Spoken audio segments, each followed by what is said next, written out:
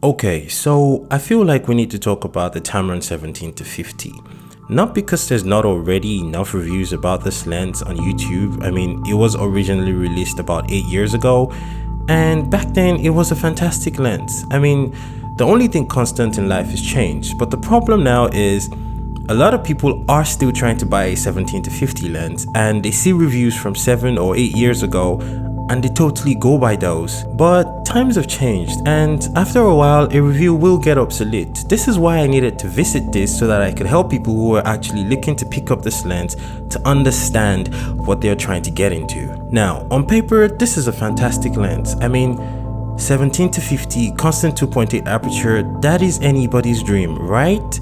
Well, wrong. Majority of people who are trying to pick up this lens are probably people looking to do photo and video because they want to still maintain the same amount of light when they zoom in and zoom out. So wedding photographers, videographers, whatever have you. But there's more than a few problems with this lens. I mean, first of all, the zoom is really clunky, like it is uncomfortable to use. Then there's the fact that there is no manual focus. I mean, theoretically, there is a manual focus ring and you could switch to manual focus, but no, it's completely unusable and there is no point to it, which makes it completely useless to people who are trying to shoot video.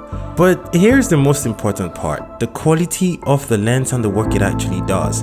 You would think that since there's no actual usable manual focus, the autofocus would be pretty much on point, right? Well, wrong.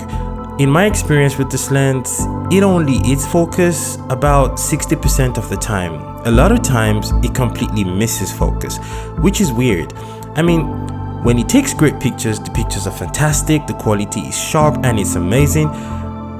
But there's going to be about 40% of your photos in post-production that are just going to be blurry.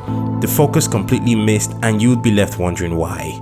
Beyond that though, there's also the fact that this lens is completely unusable in low light situations and it's extremely loud and obnoxious. And for the record, this isn't just my opinion. Even friends who have gone out to shoot with this lens come back about 50% of the time hating it and about 50% of the time absolutely loving it.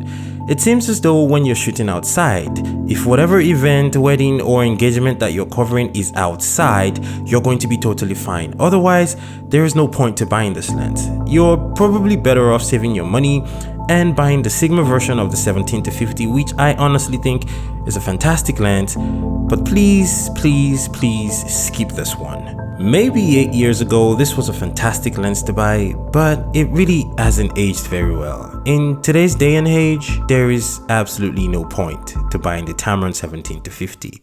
It's useless.